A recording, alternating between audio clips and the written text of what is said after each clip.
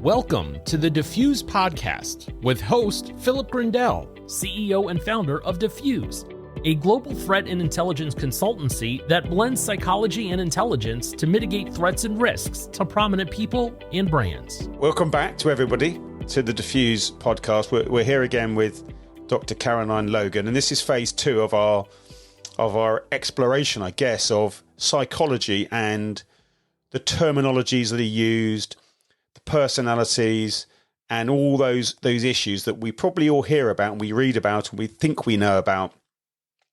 But I know, having done the first session, it's such a fascinating subject, and I'm kind of thinking of already people I want to say, you've got to listen to this, and have a discussion. So let's move on to kind of what we call phase 2, which I think, for me, and I might be wrong here, so correct me, I know you will do, around some of the perceived dangerous elements of personality. And so there are terms we hear such as sociopath and psychopath. What do they mean, and what are the differences between them? Oh, gosh. Right. We talked in the first session about personality and personality problems. We've got to see sociopathy and psychopathy as more severe forms of problems that a person might experience with their personality that can't be accounted for by other conditions. And psychopathy is the worst of all. The worst in terms of severity. So we would use the term psychopath to mean somebody who's profoundly, extremely disturbed in their psychological makeup in ways that can't be accounted for by major mental illness, like paranoid schizophrenia or brain injury, for example. So they have the combination of nature and nurture has meant that they have severe problems in the ways in which they see themselves and relate to the world and other people in the world.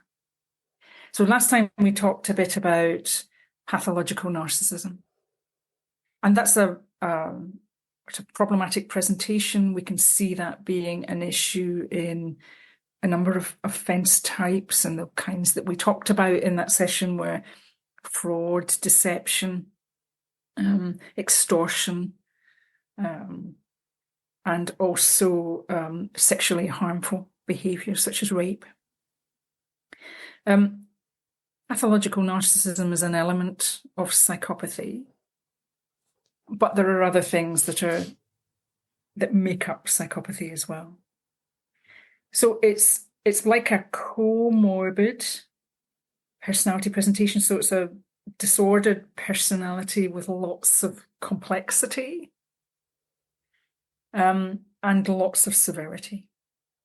So, for example, we might look in the studies the epidemiological studies that have been done in the UK in a prison and probation service, and these figures will vary in other jurisdictions, like in North America, for example. So we might expect between 2/3 and 3/4 of men in prison, because the men and women are different, as you might have noticed. They present their difficulties in quite different ways. That's another interesting question, but not for right now. If we look at men in prison, we might see 2/3 to 3/4 of them showing symptoms of personality problems, the most common being problems with adherence to rules, which might be referred to as antisocial personality. So it's not very nice.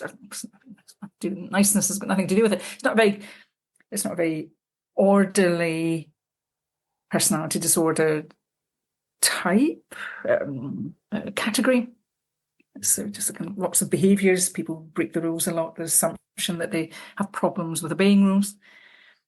But we can see lots of people with personality difficulties. Antisocial, we talked last week about borderline. We didn't talk so much last week, but it's also relevant. Paranoid personality disorder.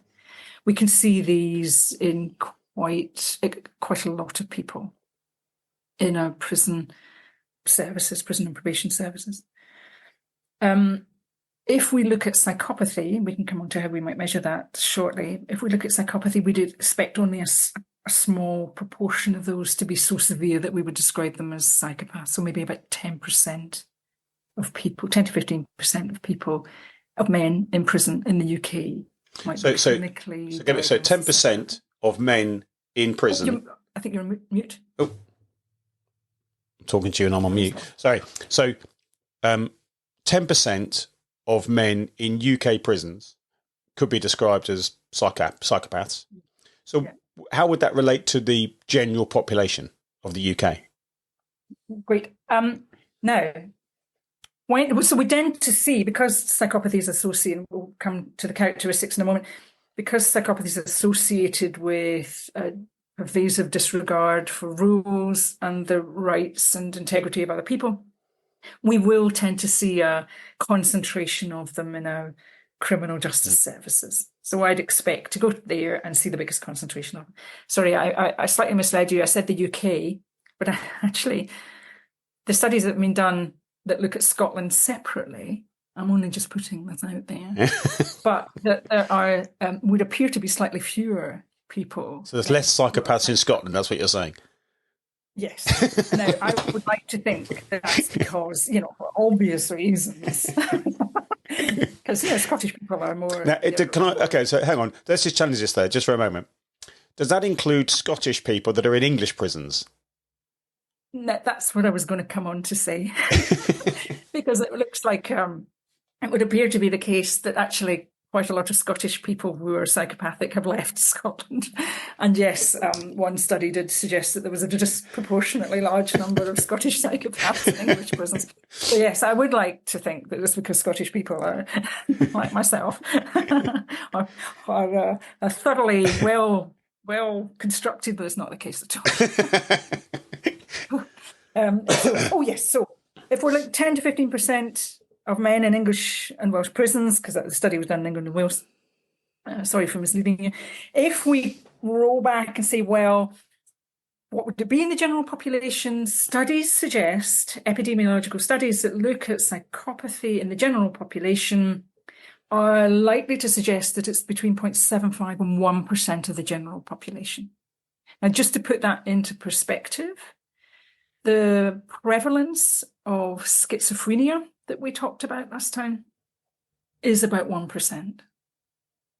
And you think how many people you know about or see on the streets, perhaps, unfortunately, who are clearly responding to voices that only they can hear, they're clearly not very well. And you think, well, that's a fair number of people.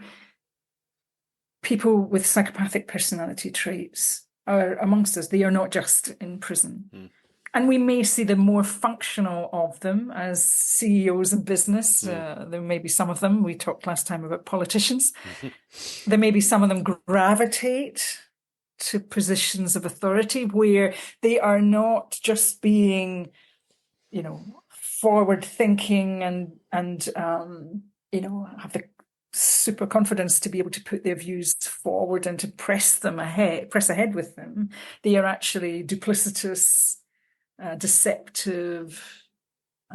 They are slippery in how they report financial dealings and all the rest of it. So they actually break the law or are suspected to have broken the law or are being prosecuted for law breaking.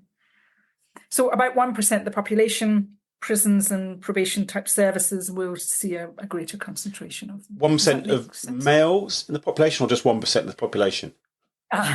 Very good question. The studies that have been done in the general population are mixed, right, men and women, but we have a problem with measuring psychopathic personality traits in women. Yep. The main way in which psychopathy is measured was developed on men. So it was calibrated to the behaviour of men. Mm-hmm. Now, not everybody agrees with this position, but I've been consistent in putting it forward that women are not funny-shaped men, that women do things differently and for different reasons. But that doesn't mean to say they don't have the same fundamental pathology. It's just manifested in a different way. So if the tests, interviews that we might use are calibrated for men, my concern is that they will miss some of the problematic behaviour of women. We've talked about this a little bit previously in terms of the testing of various research things, and I think we agreed previously that very often the testing is done on white men, usually. So in terms of the testing for psychopathy, etc., is there any cultural differences around that? Gosh, 2 points there. One, it's slightly worse than white men because it's generally white middle class men or people, because it's mostly, well, a lot of these self-report questionnaires are developed on university students, right, who are not always representative of the general population. There's been a lot of work done fairly recently to try to address that, and generally the developers of tests will go out of their way to try to sample a broader population. But when you think about just participating in a study in which you've got to write things and understand sometimes quite sophisticated terms, then it's going to be a little bit more disposed towards people who are literate, which may not necessarily cover everybody who might, because schooling can be interrupted for all sorts of different reasons, everybody who we might be interested in terms of the potential for harmful behaviour. There was the second point you made about white men, and then you said about cultures, different cultures. Well, I made reference to that when I said about Scotland. And it's the same researchers, Professor David Cook, who's done a lot of work on psychopathy internationally, but has also looked at psychopathy as it manifests across cultures. He's published quite a lot on this, such as to suggest that what a person who's psychopathic might look like in North America could be quite different from what a psychopathic person looks like in the UK or in Scandinavia or in Southeast Asia, for example.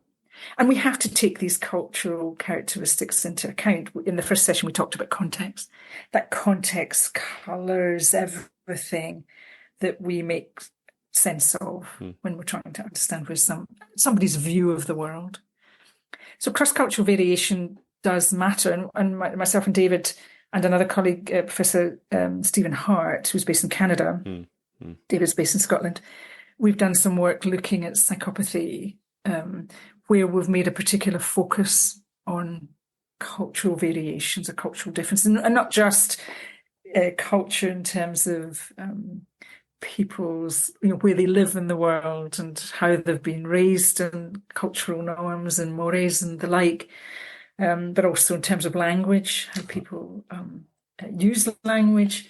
And also we can think of those big cultural specifiers such as age and sex and gender as well. So we've looked at across the board because we think what we want to capture is the thing that's common to all, not just the cultural representation of psychopathy in North America, let's say, and assume that that's the case everywhere else. So generally, we will have to take that into account. So often I've interpreted a psychopath as someone who has no kind of remorse or doesn't feel any compassion or any guilt around anything. Is that accurate?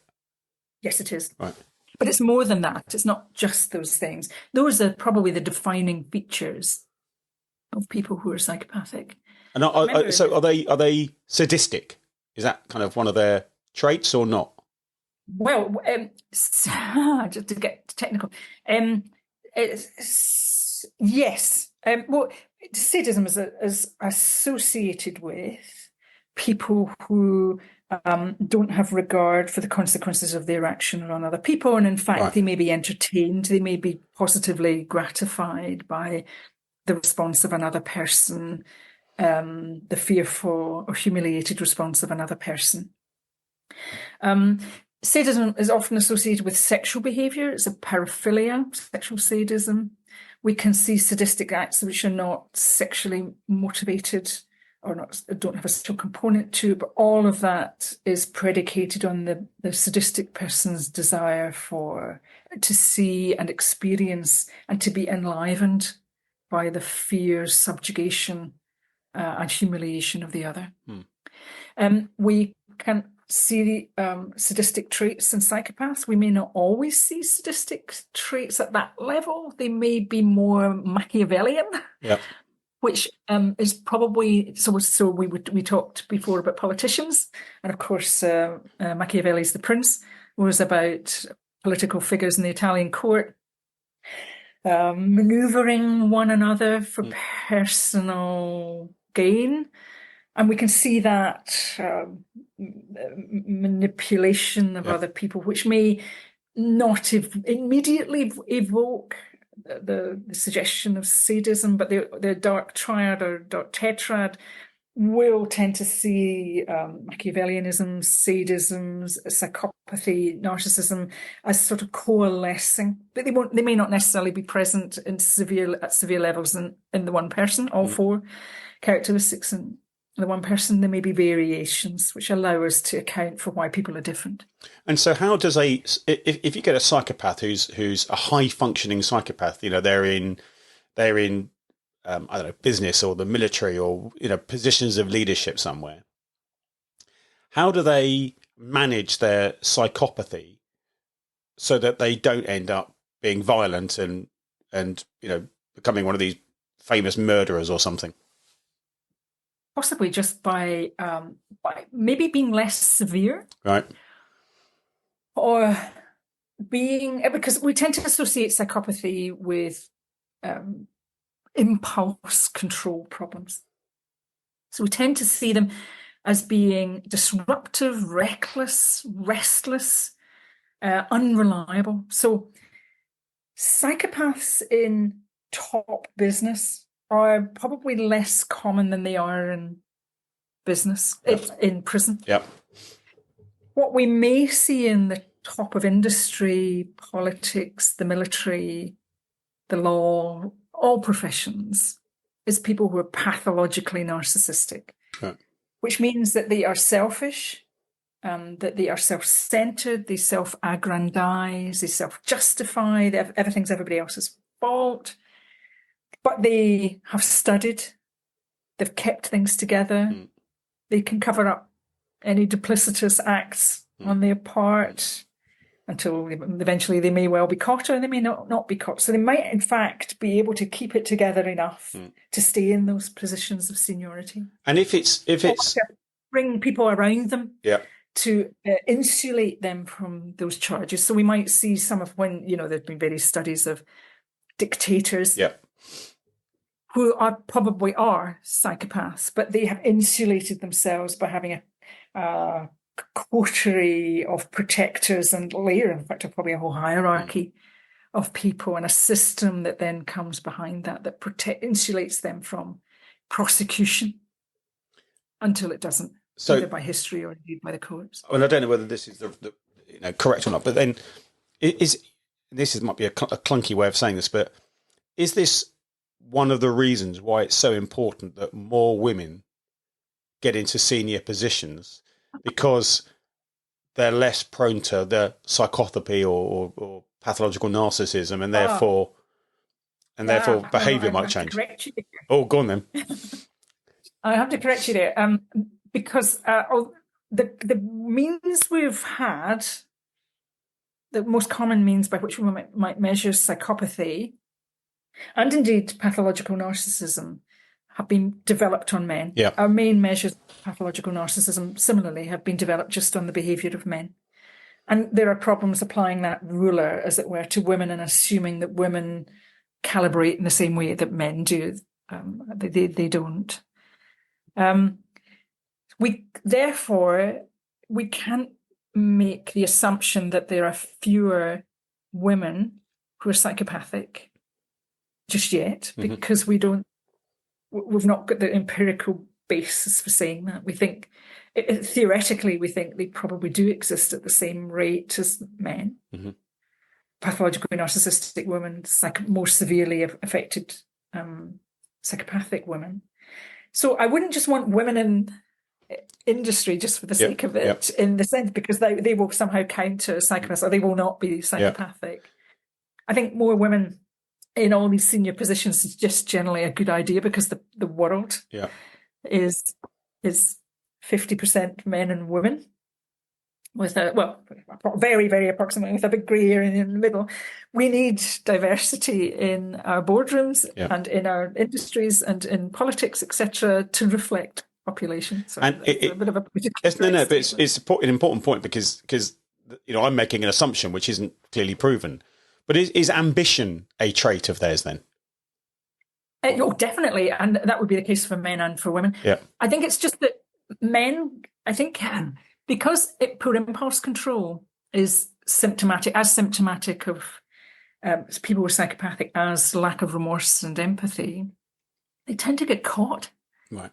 So they tend to be reckless with how they manage themselves, and so they often get, if they've not got this big coterie of people behind them that insulate them from prosecution, then they just get caught. And so I deal mainly with the ones that get caught. I've dealt with plenty of people who've been grasped up by other people, and they're dead interesting because they didn't necessarily get caught because of a mistake. Their own mistake, although they maybe trusted somebody who they shouldn't have trusted. So ambition is absolutely fundamental to it. And we can see that in men and women. It will play out in different ways, though. I think what we'll see with women who are towards the severely pathological end of narcissism and into psychopathy, it will play out in different ways. It may be less... women are less likely to become serial killers and mass murderers, as you well know, because you can probably count the number of women serial killers on the fingers of one hand. You'd have to Google it to get more than the obvious one or two names. But we've seen a few, haven't we, recently, as an example, within the NHS in terms of some of the behaviours around children, around children and that, which seems to be very specific. Yes, and obviously that's a good point. We tend to see, when we look at the population, the cohort of serial killers, we will see extraordinarily high rates of psychopathy amongst them. Some of the big names that you think about, the true crime shows that you watch at 2:00 in the morning when you can't sleep, on Channel 5. These are great programs, but just reminding you just how bizarre some people and how awful some people can be, and over and over and over and over and over again. But not all serial killers, not all people who have killed multiple people, apparently for the same motive in separate incidents, are psychopaths. Okay. So people can, it's a small number, but people can kill for other reasons as well, in ways that wouldn't necessarily be badged as psychopathy. Okay. It's an accusation that's often thrown at psychologists that we make things complicated. But it is, people are complicated. You were talking about red in the last session. We were talking about how people can be put into pigeonholes, boxes of red and blue and green and Myers-Briggs types and things. And these are really handy to have when you think about different types. But people don't just sit in one box. People have multiple strands. And that's the thing about psychologists, clinical psychologists, forensic psychologists. What we do, we're sort of connoisseurs of complexity. We specialise in feeling comfortable with people who are complicated and trying to synthesize that down into something sort of more straightforward you can get your head around, but that shouldn't be mistaken for, actually the problem's quite simple. And so what then is a sociopath? What's the difference there? Right, that was your original question. So what's the difference between a sociopath and a psychopath? A psychopath is more profoundly disturbed. So they will be disturbed across the range of their relationships with other people, their attachments, the way in which they behave, the ways in which they think, the ways in which they relate to other people. They'll be disposed towards dominating other people, the ways in which they experience and express emotions, which will probably be quite shallow. And the big daddy of them all is their self. Their sense of self will be very, very overriding, very powerful, very strong, seemingly very strong, and very self-focused. Somebody who's a sociopath, the assumption is that the dysfunction they experience is less all-encompassing. The difficulties they have may relate largely to how they interact with other people. So you might use the term sociopath to describe somebody who has otherwise achieved quite a lot, but struggles because they dominate or they ignore other people. Mm-hmm. So if we think about that term I used earlier on, Machiavellian, we may use the term sociopath to describe some of the ways in which somebody we also might describe as Machiavellian acts. But psychopathy should definitely be seen as the more profoundly disturbed individual. And we've used. Sorry, go on. Okay. If I interviewed a psychopath, I'd expect to be to see all that a broad array of problems. With a sociopath, I could expect to see some actually reasonably good levels of function. They might be really bright. They might have been able to stay at university. There might be problems with getting on with other people. Yeah. But they've actually been able to function quite well. And in the first session, we talked about borderline personality and or emotionally detached personalities. Yeah. Is that kind of sociopathic? No, I wouldn't use that. No, right. No, I wouldn't use that term to describe somebody who would be borderline. I think I would keep well clear of that. That's not to say that somebody couldn't, have some characteristics in common, but I would want to stay a little clear of that. I mentioned in that session that borderline is a little bit of a controversial personality description or diagnosis to use. One of the reasons it's controversial is because an awful lot of the people that you see who have got this description or diagnosis of borderline personality disorder or emotionally unstable personality disorder have been abused as young people. Their early learning experiences are dysfunctional by any count, by anyone's reckoning. They were sexually abused, neglected, for example. We may have seen them at an early stage in their life turning to unhelpful ways of coping because it seemed to work. That could be hurting themselves. It could be being reckless with regards to their own safety or care. It could be the use of substances. I would be very reluctant to put a description like sociopath or even psychopath on top of a person like that without a very, very, very thorough assessment. Because if we use certainly a term like psychopath, there's an assumption that the seat of that problem is within that individual. Right. So you are this way because, and this is a debatable point, which I can come back to genetic basis and warrior gene and some of that research that suggests, maybe people can't always help themselves if they're psychopathic, which is an interesting perspective. It doesn't carry a lot of water legally, but it occasionally has. I wouldn't want to make that assumption about somebody who's got emotional borderline in it. Yes, because a lot of people who I've seen with that label borderline, I would be more inclined to describe them as having chronic PTSD. Okay, interesting. Right, complex post-traumatic stress disorder from that early and compounded problematic, abusive early experience. And what they've done, perhaps, is they've learned to survive. Yeah. In an unhelpful way. It's a sort of definitely limping life strategy, but it's a way that they've learned to survive. Yeah. And I think to even call it personality disorder gets lots of people's backs up, and I'm very sympathetic with that. So I think we use that term borderline with care until we've got a really good idea. And it comes down to a good clinical skill of history taking and asking other people as well. You've used the term pathological a number of times. Yeah. Can you tell me what is the correct, psychological meaning of pathological? Because I hear it quite often used in my world when we're talking about someone who is fixated. Oh, yeah. Well, you're absolutely right.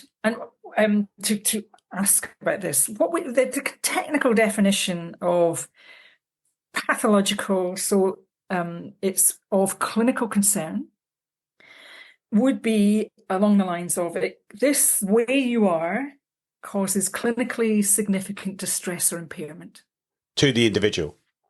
To me. So if you said I had pathological narcissism, i.e., pathological narcissistic personality disorder, you are saying that my self-regard is excessive, such that it's causing problems. Right. Now, I may not think I've got problems, a bit like the fellow I told you about. I may not think I've got problems. I may think you're the problem for saying these nasty things about me. But those problems are evident to many other people, and they may be objectively evident because I've been arrested for a sexually harmful act, which was a vengeful, sexually motivated attack against somebody who didn't give me what I thought I was entitled to. So that's a kind of technical definition. Clinically significant distress or impairment. And the diagnostic guidelines give us criteria or guidance by which we may judge the severity thereafter if there's a degree of clinically significant distress or impairment present. You talked about fixated. Now, we can all be a bit fixated. I have a fixation on the Scottish football team. Which causes me a great deal, and other football teams, which causes me a great deal of upset on a fairly regular basis. But I will out. So we can all be a little bit fixated on things. I've got hobbies and interests, and I can be a little bit fixated on them at certain times when I'm on holiday, for example, and I have more leisure time. That would not count because it doesn't cause impairment. It doesn't cause me any problems. In fact, it does nothing but cause me happiness. My family might not be so entertained because I'm distracted by shouting at the television, the latest football result or whatever. But it doesn't cause problems. Yeah. So when you use a word like fixated, I'm immediately going to think it's causing clinically significant distress or impairment. And that means the person may be doing that that activity to the exclusion of other activities like family activities, childcare activities, occupational activity. They might be fixated because they are unemployed and working and on the internet all the time, fixating and exploring whatever it is they're fixated on, the person they might be stalking or an organization they might be pursuing or whatever, legal case, whatever. And they're not out looking for a job which would give them social contact with other people, which might then offer them an opportunity to reflect on what they think or to counter arguments, that sort of thing. So fixated, I would expect it to have come at the cost of other activities which offer more balance. The person is therefore imbalanced in terms of what occupies their mental space. And in that context then, what's the difference between a fixation and an obsession? Good question. Fixation, obsession. Well, I think the term obsession, they do overlap. I haven't thought about how closely they might be related, actually. As I'm speaking off the cuff here. The reason I ask the question as a context is, if you look at some of the discussion around the topic of stalking, yes, I've seen it in a couple of organisations where they use this acronym of 4, and they use fixated and obsessive as 2 separate components of stalking behaviour. Yes. Which I'm not necessarily, I don't necessarily buy into that difference because I think they're almost the same thing. But I'm interested in your professional opinion around, am I missing something in the kind of technical? Yeah, I think fixated would be locked on. So it may be that they have locked on to a particular individual, and that particular individual or organization or whatever has absolutely engaged them. They are like a missile and they are locked onto the trail of that individual or entity. Obsession relates, it has a more general definition. Obsession takes account of the time that a person might spend thinking about something, engaged in activities pertaining to an object of interest or entity of interest, reflecting on it, discussing it with other people. It's more of a preoccupation. So all-consuming. So all-consuming, but in manifestly different ways. So their internet posts, their activities, their decoration of their home might reflect various aspects of it. So we could argue then that a fixation is a locking onto a person, as you say, or an ideology or cause or something.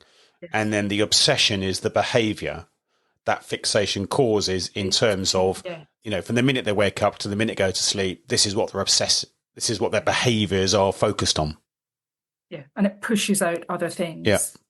And it comes at the exclusion of other activities, which could offer more counterbalance. One of the things we tend to do when we want to work with people who have that all-consuming preoccupation with an individual or an entity is try to compete with it in terms of getting them interested or encouraging their interest in other things. So, we've talked a lot about all the various definitions and meanings of things, but I know that as a clinical practitioner, part of that role, and you talked about it at the beginning of the first session, part of that role is helping people to recover from those various personality problems. How do you go about that? Is it therapeutic? Is it drug related? Is it a combination? I know it's a large subject because, of course, we're talking about lots of different degrees of severity. But presumably, you must believe that everything has some opportunity to improve. You may not cure, but they might improve. Yes, I do. I'm not therapeutically nihilistic. That's not to say that the kinds of interventions that we would like to see available for people who are profoundly disordered are available at the rates and in the places where we would like them to be available. Where we need to start really is this: we can't change people's personalities. So if you're an extroverted person, I can't make you. I wouldn't want to make you an introverted person. That can't happen. But what I might try to influence is the way in which you express your extroversion, especially if that then endangers or impacts negatively on other people. So a lot of the therapies for people who have personality problems relate to the way in which they express themselves. Remember, we spoke in the first session about somebody who might have little kids might be raised in different ways to manage their tendency, their dispositional tendency to be anxious about things. And one child might have had good support and have learned not to be overwhelmed by anxiety. Another may have had less support and uses a variety of less helpful ways of coping with that anxiety. So what we might do in our therapies is go back to some of those learning experiences and try to offer alternative ways in which people can deal with the way emotions make them feel. So rather than, if I feel a strong emotion, I might cut myself in order to put a hard stop on that emotion. That's not a great strategy for coping with emotion. It doesn't deal with why the emotion came up. It marks you for life. It hurts. You can get infections. It leaves a scar. What I might do, and as I have done on many occasions, is work with people to reduce the reliance on self-harmful behaviour as a way of hard stopping emotions, and instead try to build on their tolerance of emotions, build their ability to construct an environment around them that won't provoke strong emotions as often, give them alternatives for when those emotions do come up, like speak to somebody or do this or that.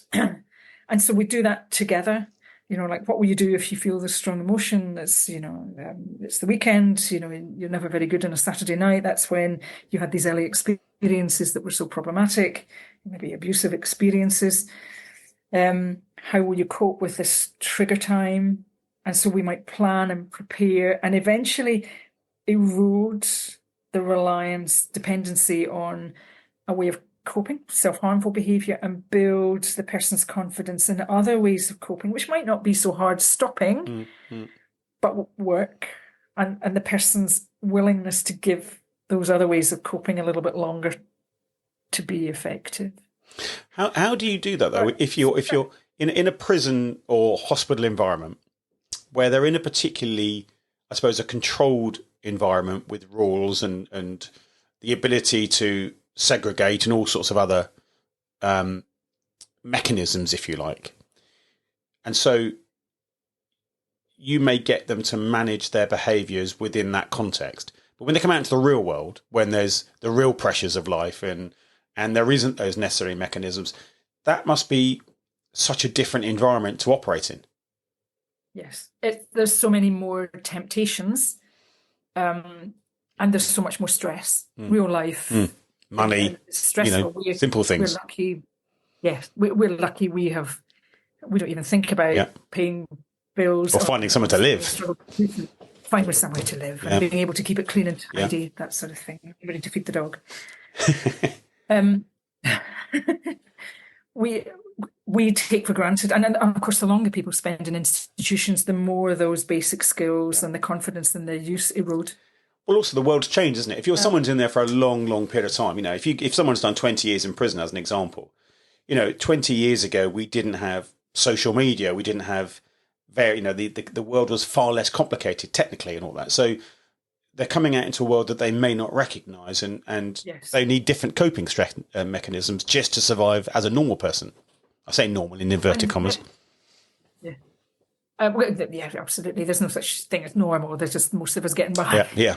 But you're absolutely right, and I have a lot of understanding for people who come out of prison and can't handle it and do something to get back into prison, where life is very predictable. It's very sort of black and white. I do this, I do that, I don't do the other. Yeah. And also it's their comfort blanket, isn't it? They know the rules. Well, I don't sure a comfort blanket. I think most of them would rather not be there. But prisons are fairly horrible places. But what I mean is it's more in terms of... it's a known place. It's a known place, yeah. What's the better the devil you know? Yeah. So you're right. So our objective is to try to bring a person up a bit, right, in order that when they go outside with support, they can carry that on. Now, we are extremely fortunate in England and Wales in having something called the Offender Personality Disorder Pathway, right, in which I still am involved and was involved from the start. And what that operates within HMPPS, His Majesty's Prison and Probation Services, we might start this sort of intervention work with somebody in custody, and we've got services in the community that will try to pull through from custody into the community and support them. And there are some incredible services, incredible colleagues working in those services trying to do that. It won't work for everybody, but it works for enough of them well enough that it can turn people's lives around. And there's no better feeling as a practitioner than seeing somebody make a go of being in the community so that they can actually say, I don't want to go back there, really. I really don't want to go back there. I've got a life out here that I think I can sustain and nourish. Yeah. So you've been doing this. Go on, sorry. Just to say that a key thing that we have to work on with people, though, however, and coming back to your people with psychopathy and pathological narcissism in prison, is motivation. Right. Because if I think I'm perfect, you coming along and telling me I've got problems is going to be like, well, you can stuff your problems where the sun don't shine.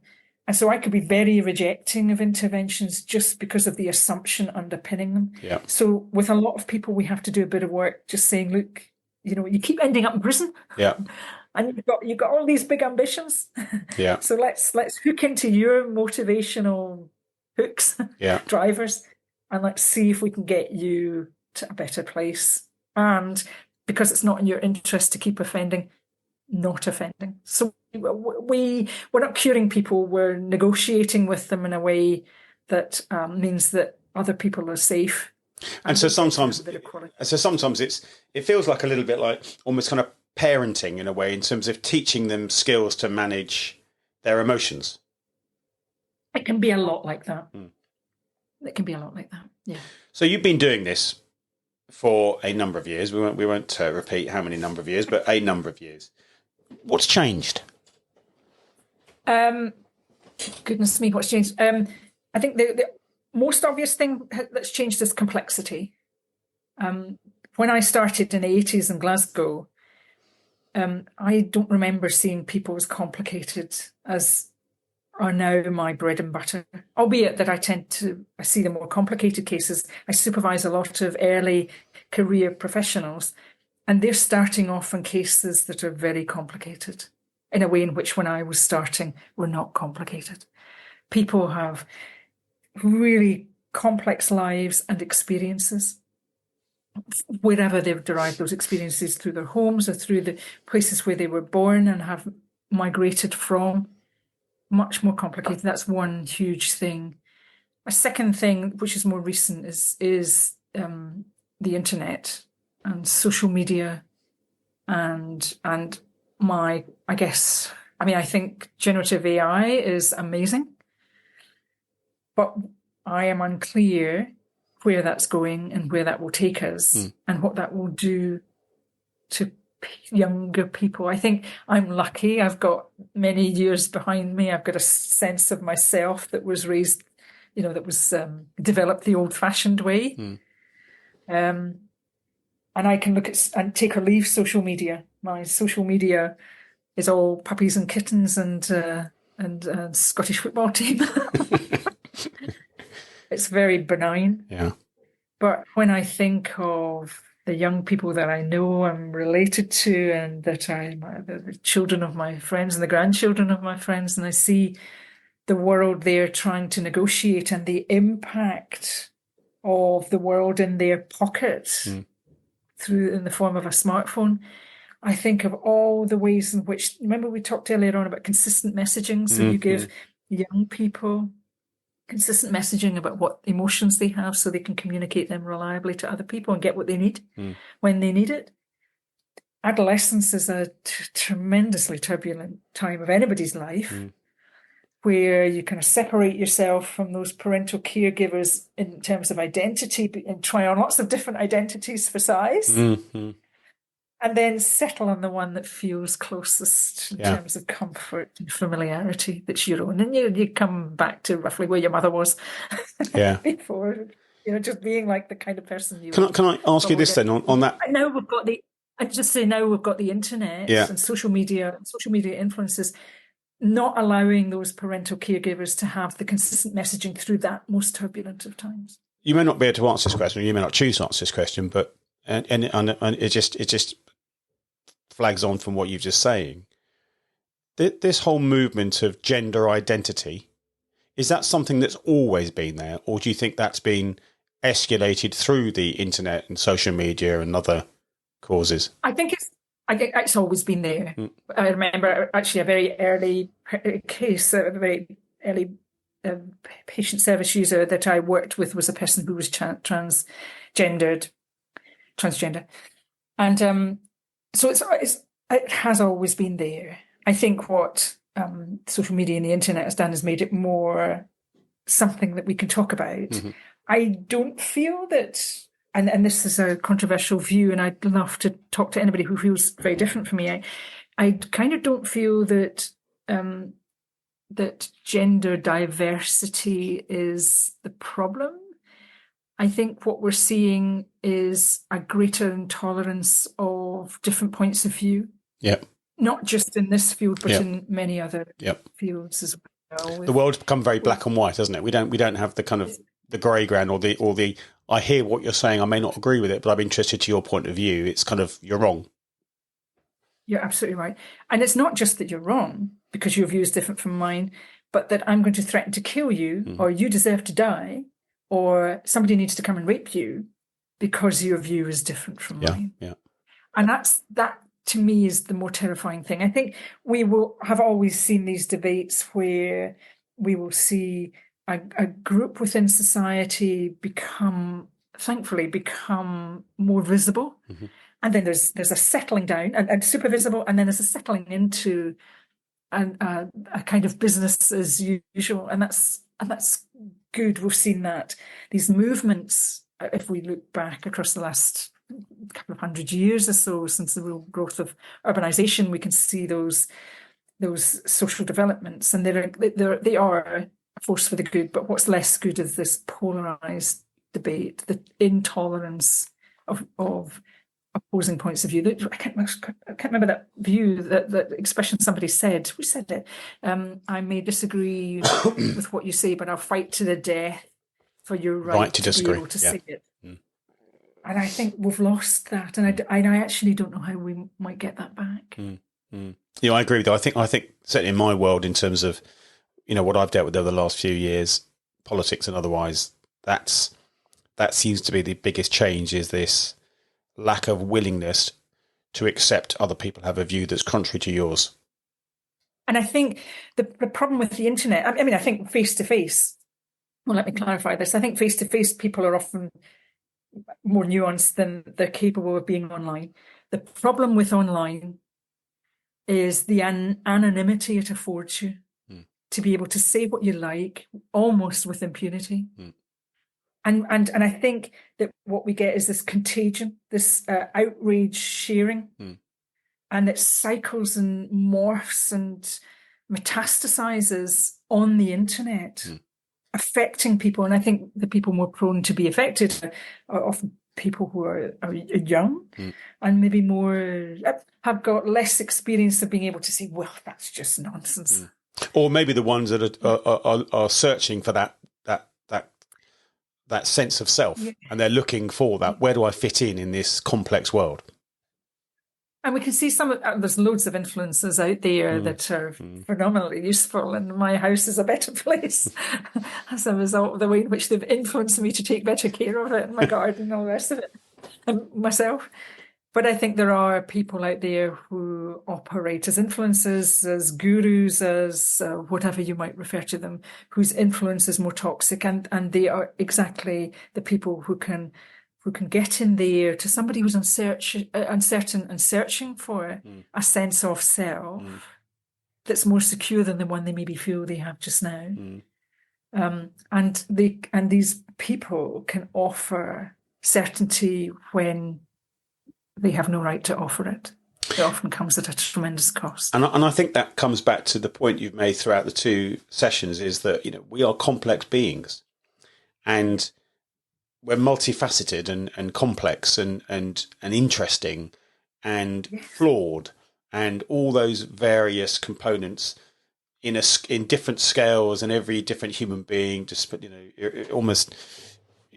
So I know when you and I talked in France about you are different to your sisters for different reasons, and and yet we've had the same childhood roughly.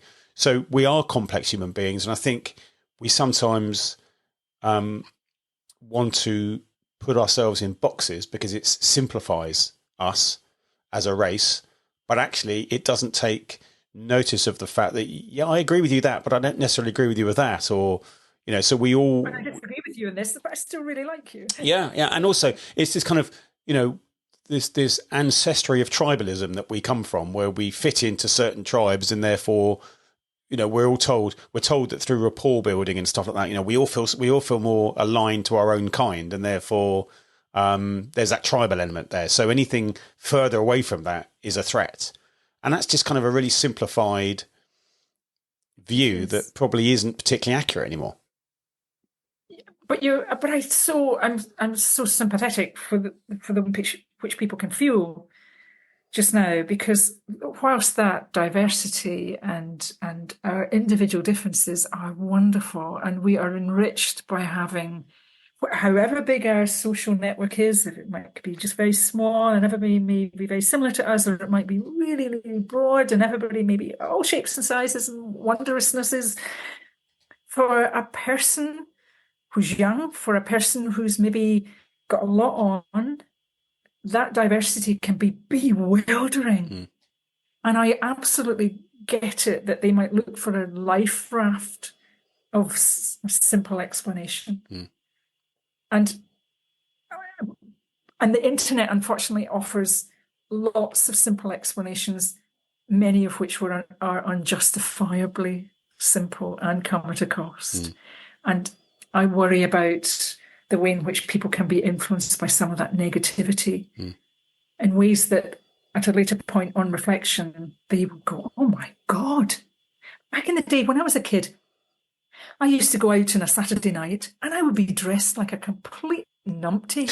I come downstairs from my bedroom and my father would look at me and say, my goodness me, you are not going out dressed like that. You are not. You look ridiculous. And I'd have to go back upstairs and take off my lurid orange top and my, dangly earrings, 15 sets of dangly earrings, or whatever, crazy stuff that, on retrospect, I'm thinking, thank God he did that. Those sort of guiding hands, I think we've lost a lot of that. Yeah. And people are finding their own way in the world, and there are too many negative voices saying, oh, I've got the solution to your life's problems. Yeah.